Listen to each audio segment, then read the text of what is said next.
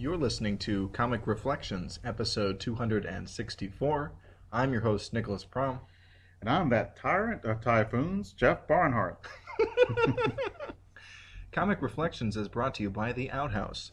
You can find our show and other nifty content at theouthousers.com. And if you enjoy this program, please subscribe to us on either iTunes or Stitcher. And if you want to support us monetarily, visit patreon.com/Comic Reflections and donate today. Okay. Yay. We have Batman. Yes, we have Batman. Squared. Or two. I don't. That's not how Squared works. No, I guess not. Okay. Okay. Well, yes, we got a couple of Batman issues. Well, Double Arts Major. Well, give me a break. They have math in that too. Oh, do they? Yes. That's why I didn't do so hot then. Okay. So anyway, the first issue we're going to talk about today is Detective Comics number 353, cover dated July of 1966. And according to Mike's Amazing World of Comics, it hit stands on or around May 26th, 1966. Now, the lead story in this issue is called The Weather Wizard's Triple Treasure Thefts, written by Gardner Fox, penciled by Carmine Infantino, and inked by Joe Giella. And this is really fun. The Weather Wizard, normally a Flash villain, appearing in Batman. And, you know, we've talked about this kind of thing, like, why would villains keep fighting the same guy if they populate this shared universe? And I like when a hero fights a villain that's normally somebody else's bad guy. Yeah, because they get to learn it, you know, and we, the audience, know all about Lex Luthor and all that, but Batman may not. Or, you know, or something. Right, but it's interesting to see a story where Batman faces Lex Luthor, for example. And, you know, and how best to fight this guy and all this. He's got to think about it. And you know, it's not just the same battle, you know. Exactly. And it's not the same dozen guys that, you know, in case, you know, in and out of jail every time. But the Weather Wizard is one of the Flash's rogues, and it's pretty neat. Let's talk about this story. Okay. I watched The Flash, and they did him pretty well in the show. It wasn't too bad. Yeah. Okay. But okay. So I really liked it when they had him on the what was that? The Legend of the Superheroes special from the late 70s. I didn't see that. Oh yeah. Well, they had some comedian play the Weather Wizard, and they had Dr. Savannah and Sinestro and all these guys. Yeah. Oh, cool. Anyway. Okay. The title page has splash page. Splash page, excuse me. But isn't the title page too? Well, that's true. Yeah. We see Batman getting his head knocked in by a wall of ice, and the jauntily clad Weather Wizard laughing about it. we start off. There's a drought in Gotham City, and suddenly it rains right on the reservoirs, and only the reservoirs. Weird. Then we see this huge skywriting. It's about 6 lines. Yeah, it's a huge. It was I who filled your reservoirs, in appreciation for Gotham City having given me the opportunity to steal 3 of its greatest treasures. Blah, blah, blah. The Weather Wizard. Yeah. I love how not only is it in 2 different fonts, a different font for the Weather Wizard, but it's like you would never see this. First of all, you could never do a message this big. But even if you could, by the time it's finished, the beginning of it would have faded out of the... Yeah, you'd have to have 6 planes or something. Yeah. And wait, but he's using the wand to do it. Yeah. So that has different powers and stuff. Okay. I will shut up. Yeah. But, wow, the sign is stupid. You think it'd be stupid. Actually, it does say that it's frozen out of, like, freezes ice or, you know, a little mist. And frost crystals. Yeah, which, wouldn't that fall to the ground? It's frost crystals and... I'm not a snow weather thing, but there's... We need a scientist. Yeah, okay. Batman's a scientist. It's not Batman, no. No. Yes, that was Simpsons joke number 1 for this episode. Yeah, there'll be many more. Okay, so it seems stupid. And this, it's going to be another like the Riddler, I'm going to steal this and all this. But it's actually really clever. The Weather Wizard does not is not picking on a treasure. He doesn't know any treasures. He's letting the people who own treasures freak out. And so this one guy, he says, "Well, I'll look my golden goblet," and it says, "But is it? Oh, it's still here. But is it the golden goblet, or is it a fake? I must call an expert." Right. He thinks maybe somebody pulled a switch because they're all paranoid about the weather wizard. So the expert comes, and it turns out to be the weather wizard, and he steals it. In disguise. He's like, "Yep, it's the genuine article," and then he bails with it. That is super clever. I love that. So, It's pretty good. yeah, that's one that. This is like, and Gardner Fox wrote both stories in this issue. He's definitely bringing his A game here.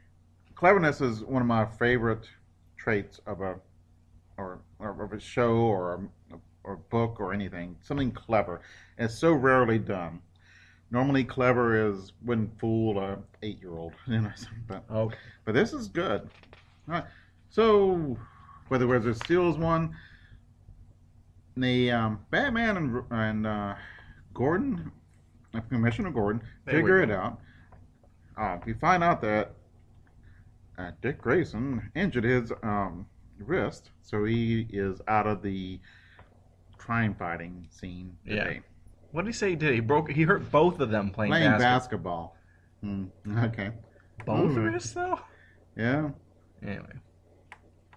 So, Batman sets a trap for the weather wizard. Yeah. The dynamic duo. See, okay. Yeah. I just love doing that.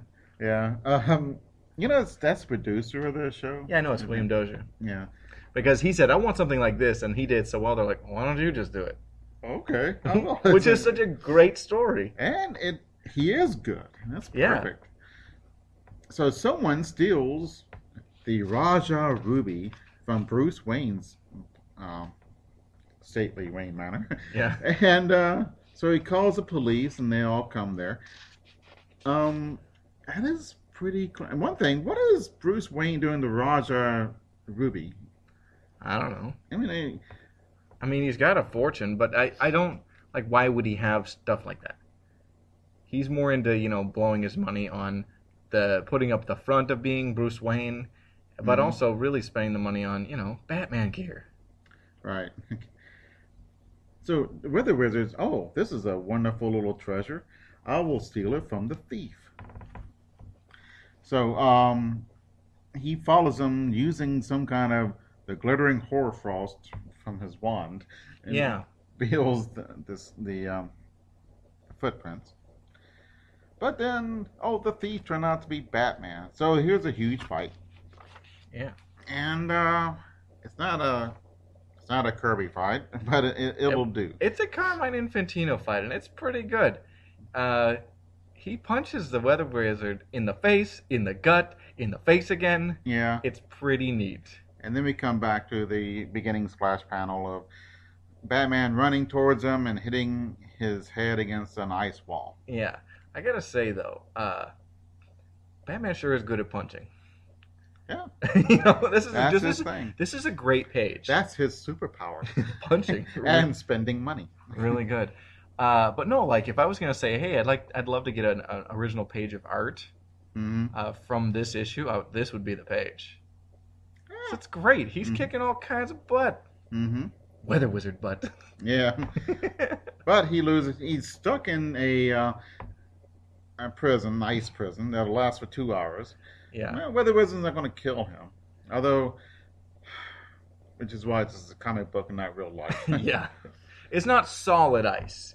It's like a block with space in it.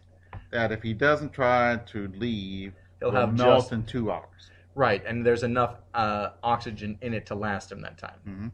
So, of course, he's been stripped of his utility belt. And Weather Wizard leaves it. It might be something useful in there. Actually, that'd be a bigger treasure than a Raja Ruby. Yeah. The Raja Ruby. It doesn't matter. But yeah.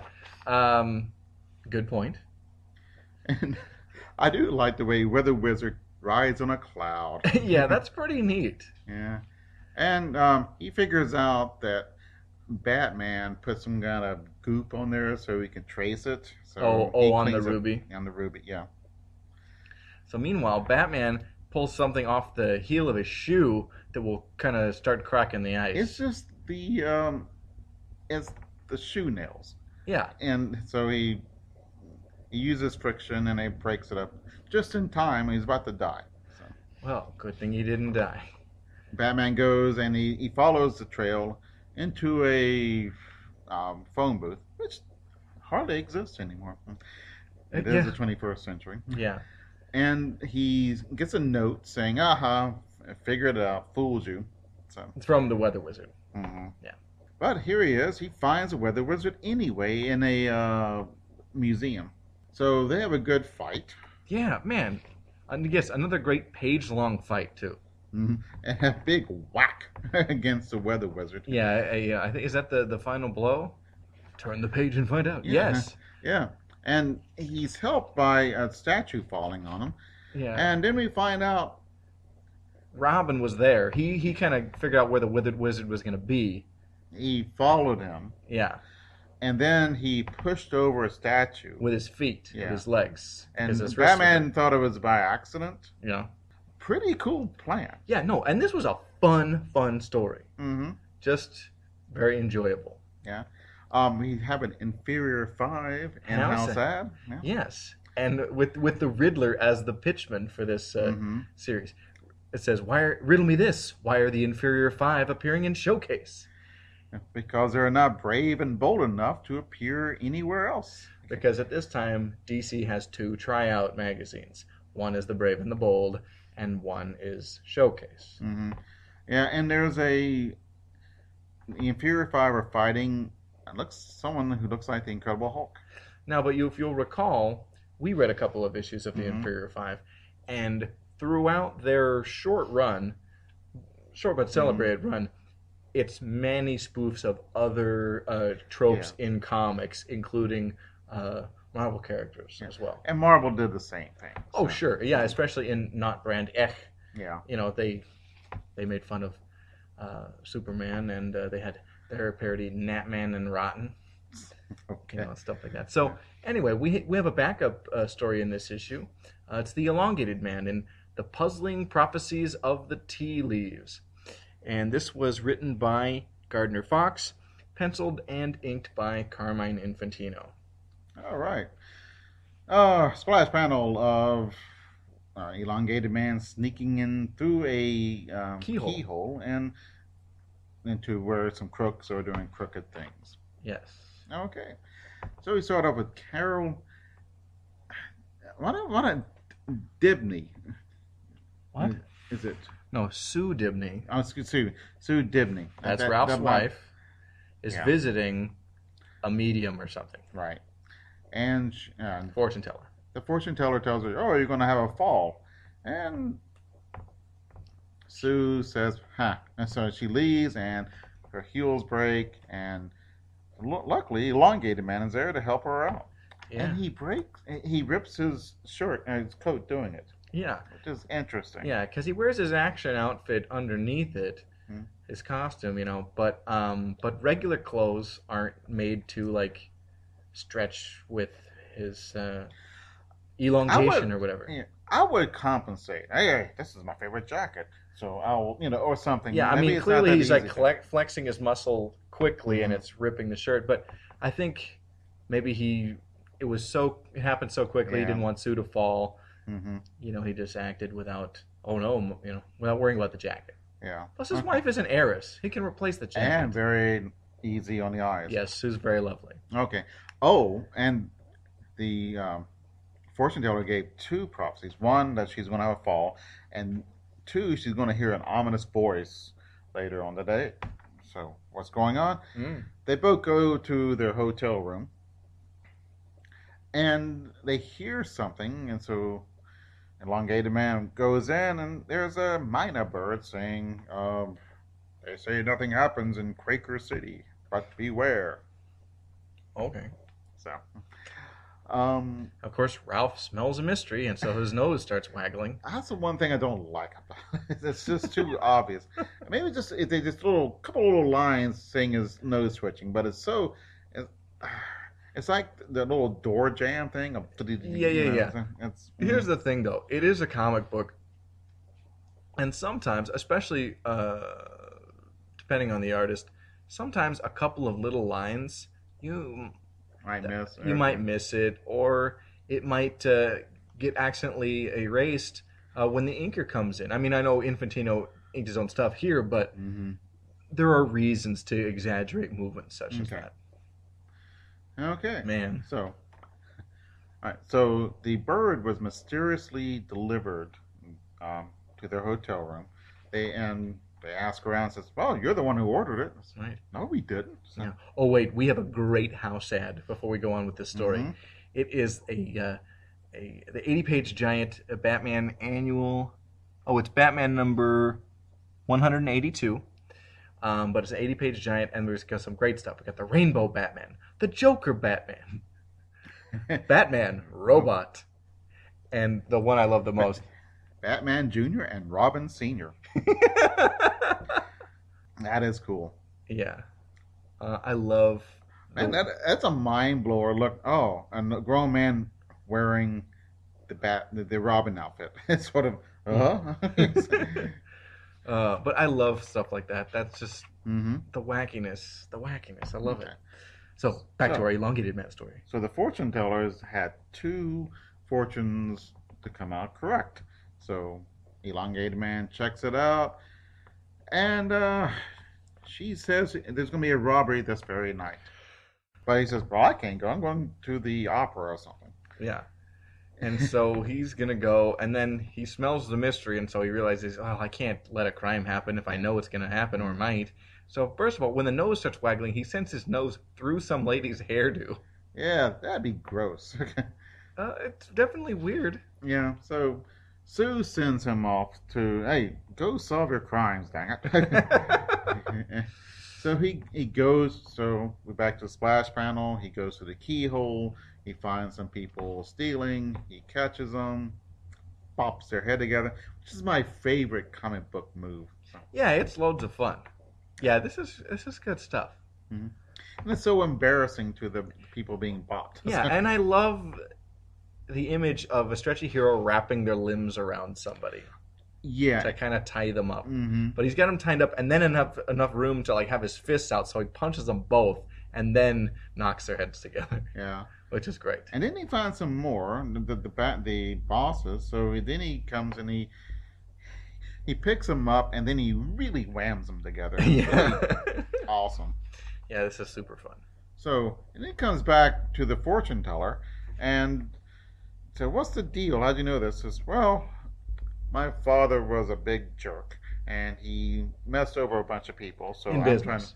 And so he died. I'm trying to make amends. So, so she used the fortune telling way to like sneakily give people money because some people wouldn't be weird about it. Maybe like, oh no, you don't need to do that.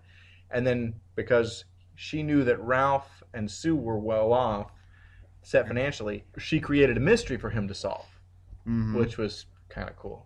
Yeah.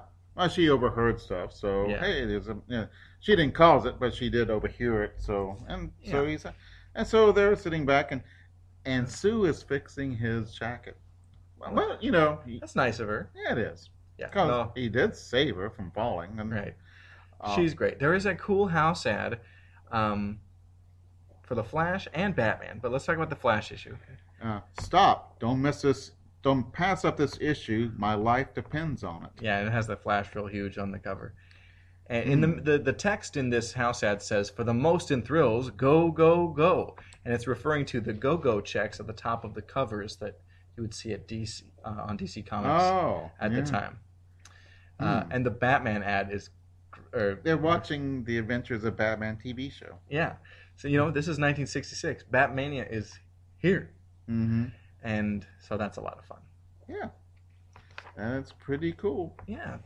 All right. So we are going to take a quick promotional break, and we'll be back with more Batman. Stick around. I'm Mike Gillis. And I'm Casey Dorn, and we want to ask you an important question. Are you sick and tired of other panel discussion shows wasting your time droning on and on about foreign policy, economics, and human rights? Or do you want to hear conversations about things that actually matter? We host a podcast called Radio versus the Martians. Every month, we gather a panel of our nation's finest minds and plunge a rusty prison shank into the heart of tough questions that have an impact on the lives of real people like you.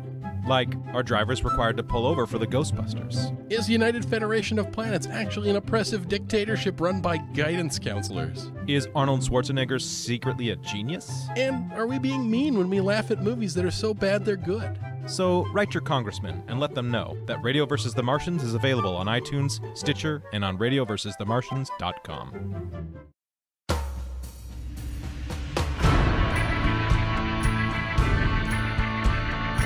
Warlord Worlds, a fan podcast devoted to the comic creations of Mike Grell, including Warlord, John Sable, Starslayer, Shaman's Tears, and Green Arrow. I'm Darren. And I'm Ruth.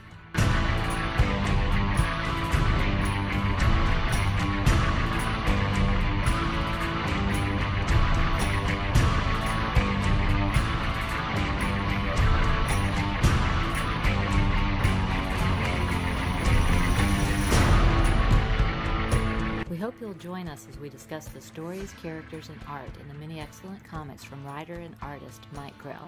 Warlord Worlds is available at podbean.com and on iTunes and Stitcher. Find us at warlordworlds.com.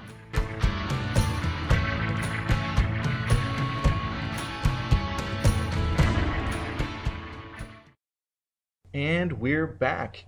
So now, Jeff, we're going to talk about Batman number 247, cover dated February of 1973.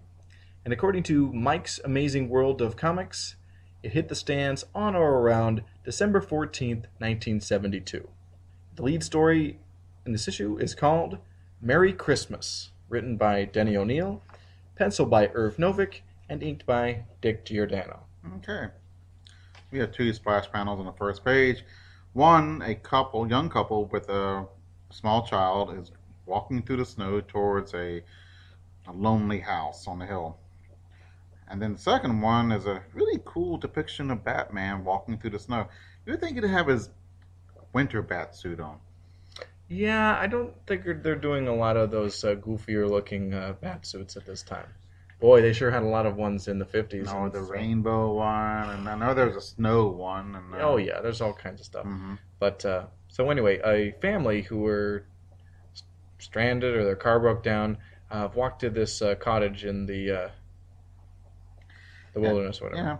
They knock on the door, this guy opens it, and they say, hey, we're in trouble. Our car broke down. He says, no, get out of here. I don't care. And I guess he's seen the movie Clockwork Orange. I guess. Oh, man. So, yeah. Very good. Yeah. But then someone behind us says, oh, let him in, let him in. I think the guy wasn't being a jerk. He was trying to get him away to save him from the guy in the back who is Chimp. Chimp Manners. What a great name. Only time he's ever been in comics, though. But oh, you looked it up. Mm-hmm. Yeah. And he is Chimp Manners. I want to call my kid Chimp Manners. That'd be great. You're not going to have any kids. Oh, that's right. Another dream destroyed.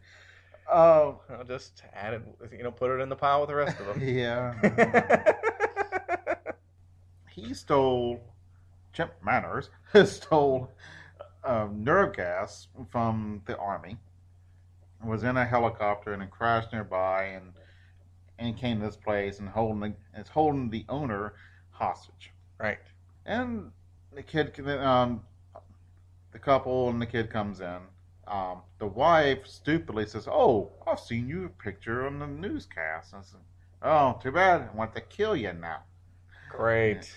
But good thing Batman shows up next. Yep.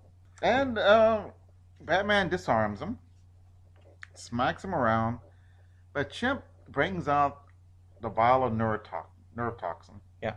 And says, well, I'll just release it and everybody dies. And I says, well, darn. So Right. Batman surrenders. They all go out.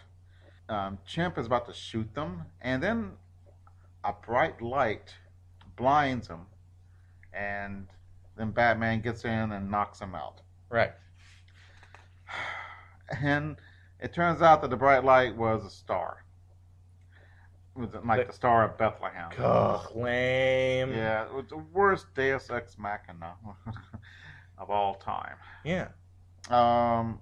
I've never seen a star so bright that it. Oh my God! It, like If it was so bright, it wouldn't even look like nighttime. yeah. What Yeah. a load of crap. But maybe bright enough and it reflected off the snow. Maybe. Yeah. I mean, because the moon can do that too, right? On a full Yeah, moon. I mean the moon's. Hold on, it's not going to be as big as the moon. Yeah. I mean, it might be. Oh, it looks like a comet over there. Yeah. Maybe that would be startling, but Yeah. So anyway, Batman has saved this family and takes Chimp Manners into custody. Now this is like an opening vignette that leads into the main story, really. mhm, yeah. Hey, do you want to talk about this Easy Bake Oven ad? You my do? sister had one. They use a light bulb for a heating element. Yeah. It's pretty cool. And it is fun for kids to act like adults. And Easy Bake Oven would not appeal to me, but it did appeal to my sister, and I'm sure hundreds of other girls her age. Yeah. I find them interesting artifact of history now, but that's kind of cool though. Sure. That's the greatest girl's toy since dolls, says the happy salesman. Oh, well. That's pretty cool. All right. Okay, so the second feature in this comic is And a Deadly New Year, written by Denny O'Neil, penciled and inked by Dick Giordano. Now, I know Denny O'Neil wrote both stories in this issue, but if you'd have told me that Bob Haney had written it, I would believe it. Because this is there's some real wackadoo stuff going on here. Yeah, some odd things are happening. I think Denny wrote this at the height of his drinking, to be perfectly honest. Yeah. But this is just speculation for me. So, Yeah. but Denny, is a firm believer in AA, and he got sober, and he's been sober for many years. So more power to him. Oh, yeah. And I love Denny O'Neil. He's one of my heroes. This comic is no great shakes. Oh, even noble Homer nodded once or twice. And ding-a-ling-a-ling, Jeff has made that quote for the 100th time on this show. Oh, yeah, it's an evergreen topic. It's a good one. Batman has taken Chimp Manners I love it, to a car to take him in there. But it's not the Bat car. It is. We call that the Batmobile. Yeah, that's right. It's just a regular car. Yeah, But that's a nice regular car. I wonder if the previous issue, which I certainly haven't read, led into this, and maybe Batman ditched the Batmobile to be more inconspicuous. Yeah. Okay. Or maybe he just took a car that was around. Maybe he stole a car, and he really is a villain, a super villain. No. One thing I would have called the police. Yeah. This is stealing nerve gas from the army is one of the bigger crimes you can do. Yeah. I mean, there's not much that gets bigger than that. Shooting the president, maybe that's about the only thing I can think of. As far as not a crime that could be committed by a non-supervillain, this is pretty big. Yeah. Because after this, it gets to be like, I will destroy the entire city unless my demands are met. It gets pretty megalomaniacal after this point. That vial might leak. Yeah. I would have somebody who knows how to do it. I mean, Batman's smart and a scientist and all that, but he may not be a nerve gas. Actually, he is not. He has to go ask questions. We see that later. Yeah. But I would go, hey, can you come over here with some helicopters and maybe some tanks and guard this and take this guy on? To take him in. These are all Baron is not very valid points that you're raising, Jeff. But it's Batman. It's like, I work alone. Yeah. Mm-hmm. But then again, he goes ask for help. So what is that about? Right. All right. Okay, so he's taken the not Batmobile through the city with Chimp Manners in the car, in the front seat, and even. And so he sees some guys. It's Christmas Eve, by the way. Sees some guys. Oh no, it's a truck that carrying Christmas trees that knock him off the road. And so he's like, wait a second, people wouldn't be having a truckload of Christmas trees now. Who's buying a Christmas tree on Christmas Eve? Some people do. but not too many. Yeah. Mm-hmm. So it's a little... They ought to be in the store at 11 o'clock Christmas Eve. So. Right, and this is late at night, so... In fact, it's probably Christmas morning if you really think about it. Mm-hmm. So Batman calls malarkey on this and stops to kick all their asses. Yep. And he does. And he is still, while he was driving as well, he was handcuffed to Chimp Manners. Oh, that's right. So Chimp couldn't get away. Mm-hmm. I wonder if he at least took the nerve gas away and like put it in the glove compartment or something. He probably put in his utility belt. But good fight with Batman. Yeah. It's really cool. How many guys are there? Like 4? And then you got Chimp Manners messing up stuff. So. Yeah. Chimp Manners. I know. It's the greatest name ever. If I ever become a billionaire, I'm going to make a library. It's a Chimp Manners library for a super evil or something like that. That'd be great. You have strange dreams, Jeff. Yes, I do. Aren't they lovely? I could be evil. So somebody gets... I love this. Is the 70s. People can still, like... He's not the Bat God. People can still get the drop on him. So somebody knocks Batman out with a blackjack. Yeah. Oh, yeah. A blackjack is a leather, kind of small purse filled with lead. It was smart. Okay, really? Yeah. And he gets knocked out. They don't take his utility belt. Dudes, that utility belt is pretty cool.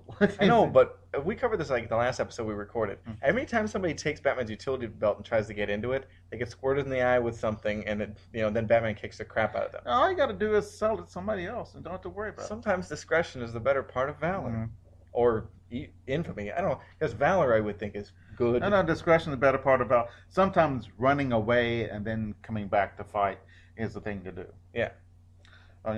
Go home and get your other utility belt. Anyway, so Batman gets out of the pickle or whatever. He's knocked out. He wakes up. He checks out the Christmas. So Chimp is gone. I guess they cut through the handcuffs. With Batman's car. Dang it. That's embarrassing. Which is reason why it's not the Batmobile. Right. Very good. Because then we have Chimp Manners will have the Batmobile. And then Batman will not discover this awesome clue. There's an invitation to this swanky party. Yeah. New Year's party. 1972. I was 10 years old. Yeah. Well, it's for New Year's to like ringing in 1973, but yeah. Oh, December 31st, 1972. Okay. Yeah. I know stuff. Yeah. Okay. I read this comic too. Okay. I wonder. All right. So he goes to talk to Commissioner Gordon. They talk about this, and then it's just, oh, wait a minute. Something big's happened. Chimp Manners is going to blow up, going to kill everybody in Gotham. I cannot hear that name without laughing. Me too, which is why I say it. There's boss Hellstrom, and he is in prison. If he's not released, they're going to release the gas. Wow. The problem is, boss Hellstrom just had a heart attack the night before. And he's dead. Right. So Batman, Robin, and Alfred get together and think about what they're going to do. Yeah. Batman decides to go visit a scientist to learn more about nerve gas. Yeah. I thought he had a bat computer, right? Like, yeah, Batman, presented by 3M. Yeah. Anyway. Robin is, okay, they figure out that they figure out that there's a mole or something in Commissioner Gordon's office that they're getting information from. So, Robin's going to be a space cadet. No, a police cadet. There you go. And he's going to see what's going on. Okay, so that's pretty fun. So Batman meets his friend, who is a scientist. Mm-hmm. And he explains what poison is, and it smells like violets. Or he says it probably would smell something like that. Mm-hmm. So it's an educated guess. Right. And so it's Batman. I almost said Superman. Batman goes and he finds some bad guys, and he tries to get information. And he's beating up one guy really good, and the other bad guy shoots the bad guy that Batman's beating up and kills him. So he loses his only source for information. Here's the thing, though.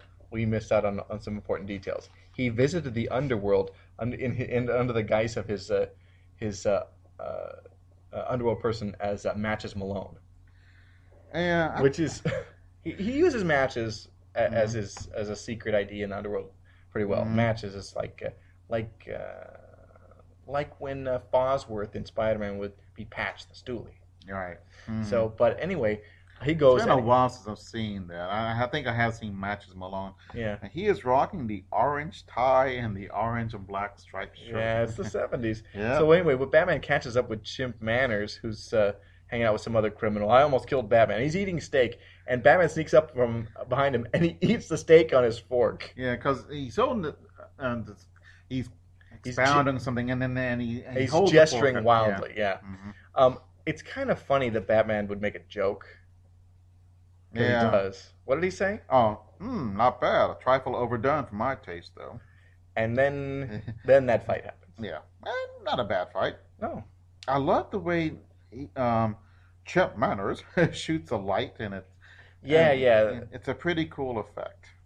Yeah, and you'll see that in so much Pulp Fiction. Like, oh, they shoot out the light to try to even the odds or whatever. Mm-hmm. Doesn't work. Yeah, and someone's, hey, I shot the, someone says, hey, they shoot at Batman, and say, hey, and someone screams, and says, I shot the Batman, and Batman punches the crap out of him. Yeah, but the guy's talking about, I'm going to be the #1 guy in town once people find out I shot Batman. Wrong. Yeah, well, he kills Chimp Manners. That's too bad. I mean, the other bad guy, not... Yeah. Yeah. Mm-hmm. So, All right. Robin is undercover at the police department. Mm-hmm. He's rocking a blonde buzz cut. Yeah. And, okay, we see this guy with Commissioner Gordon who is talking bad about the police cadets. Says, aha, he's the mole. But he wasn't the mole. Yeah, he was just some jerk. Yeah, so they put Yes. Some jerk bureaucrat. Mm-hmm. But that was a good red herring. It was. I like smoked herring. Yeah. It's good. Okay. Mm-hmm. Well, without any trouble at all, Robin finds out where the bug is. But they couldn't figure out who put the bug in, so that was a dead end. So both Robin and Batman have reached dead ends. But let's see, Alfred Back in the Batcave. Yeah. Diddly-doo. has figured out that 3 rich guys who are going to attend the party have gotten a lot of money really quickly. So one of them is likely the extortionist. Mm-hmm. And So the we have our suspects. Yes, and so the extortionist, we see him off panel, so we just see his hands. We don't know who he is. Mm-hmm. He sends a goon to hide a bomb in the building or on the premises of the party that will release at midnight the nerve gas. Yeah. Yeah, and he hears about that Boss Hallstrom is dead, but he doesn't believe it. Right. And so him and his goon, who actually is the chauffeur. Right. The chauffeur, I don't think really wants to be in this, but hey, it's a job. I got to do it. Yeah. And they both are given masks. Right. But it looks like they're just going. It's what it sounds like here. He's going to kill everybody regardless. He doesn't Right. care, which kind of. What do you have to gain exactly from that? Yeah. I clean Gotham. Hey, you solve the crime and poverty problem by killing everybody. Yay, Oh, they're okay. all dead. Well, bad plan. Yeah. Yeah, but so they go back to Commissioner Gordon and they tell him what's going on. And Gordon doesn't want to evacuate the city because he doesn't want to start a panic. He says thousands of people will be trampled. And I'm Is like, that true? thousands of people trampled? Really? Yeah. Maybe hundreds, but you think tens of thousands or more are going to be killed by this nerve gas. Now the nerve gas, it can cover the city. At least 1 million people live in the city. Yeah. At least. Yeah. It's a big city. So, I mean, come on, Gordon. Yeah. Well, they always say this. We can't tell everybody. And Well, right. And it's if they're like, well, we'll just evacuate, then it just kind of takes the teeth out of the story. yeah. Though. It Yeah. gives Batman no reason to go, Yeah. kick a guy's Oh, ass. I can just leave with everybody else, so I don't care. Right. But that's funny. But But really, it's like if they evacuate the city, it takes away Batman's opportunity to flush out Yeah. the extortionist. Plus, if they do evacuate it, the bad guys, oh, well, there's no use of using my nerve gas here. I'll go to some other city. Right. Very good. Yeah. But they always think, don't tell the public, and they'll panic. And that's why we don't know about UFOs. That really ticks me off. Right. Would we really panic if we found out No. they're UFOs? I don't think so. I mean, come on. It would be ridiculous to think that in the vastness of our universe that there are no other sentient life forms. Yeah. You know, Yeah. we'll never meet them. There are billions and Yeah. billions I don't of think miles we away. have met them. I don't believe people have come down, put probes in, or whatever they do. I don't think the UFOs are actually flying saucers, but Right. I do believe that there's other species out there, intelligent species, Yeah. and laughing their butts off at us. Sure. They probably listen to this podcast right now. Maybe.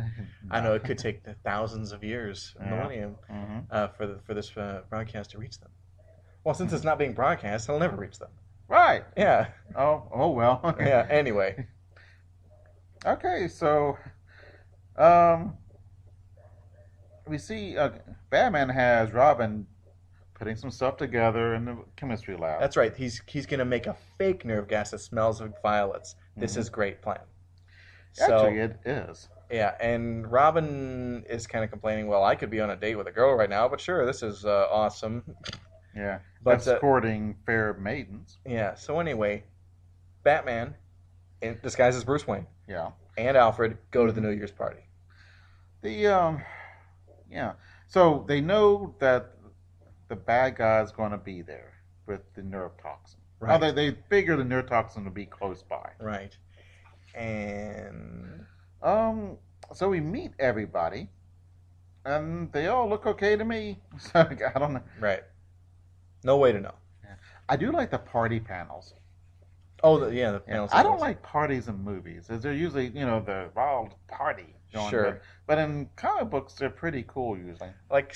So you see any movie from the 60s, it's always the same 60s go-go party. Yeah, which Yeah. But anyway,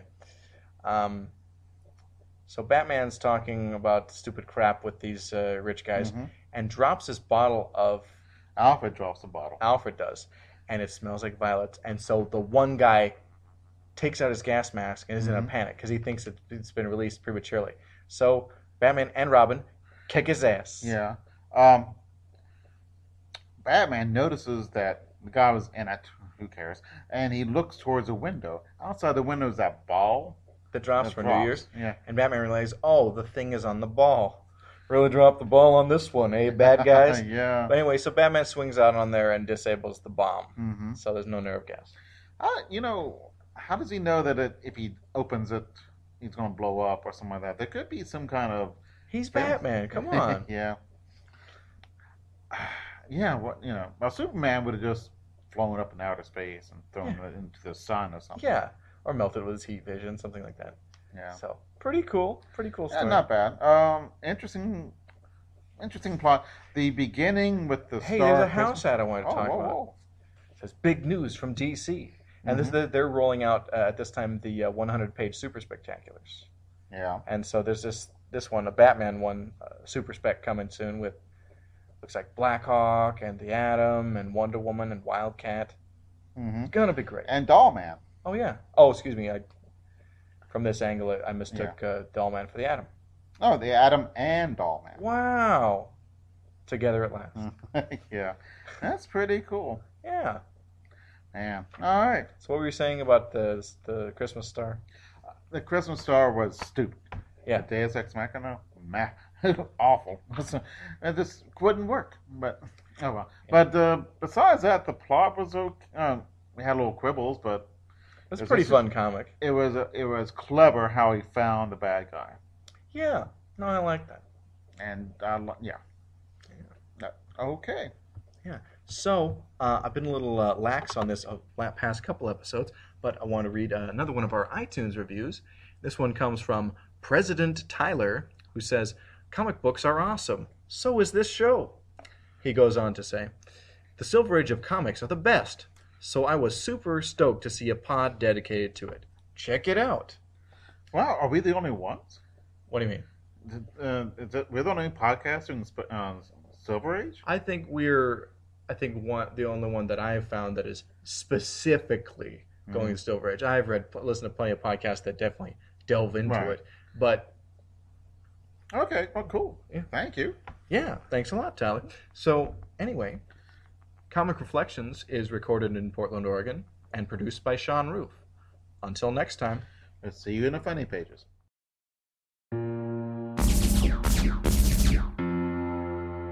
Trekker Talk, a fan podcast devoted to the adventures of 23rd century bounty hunter Mercy St. Clair from the pages of Trekker Comics by creator, writer, and artist Ron Randall. I'm Darren. And I'm Ruth.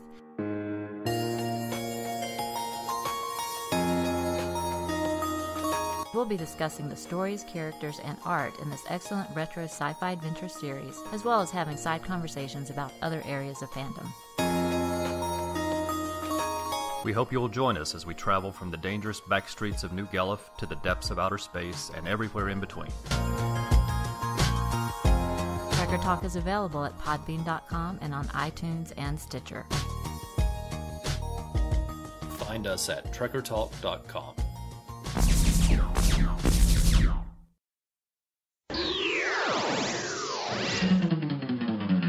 Aquaman and Firestorm fighting crime together. Soak 'em down or burn 'em up. No one does it better. Whenever you find trouble, they'll always be there to catch them in a bubble or even torch their hair. Stand for truth and justice in sea, on land, and air. Firestorm and Aquaman, they make a super pair. The Fire and Water Podcast, celebrating Aquaman, King of the Seven Seas, and Firestorm, the Nuclear Man. Available weekly on Aquaman Shrine, Firestorm Fan, and on iTunes and Stitcher. I'm one of your hosts, the Irredeemable Shag, here to talk about Firestorm.